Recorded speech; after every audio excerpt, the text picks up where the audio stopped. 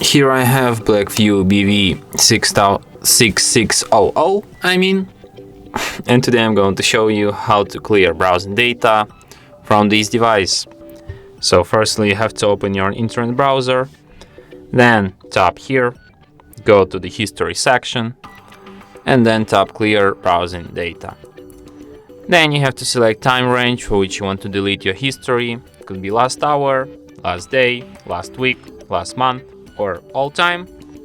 Then select data formats which you want to delete. It could be browsing history, cookies inside data, cached images and files, and then just tap clear data, and history will be cleared. And that's it. Thanks for watching. If you find this tutorial useful, don't forget to hit that like button and subscribe to our channel.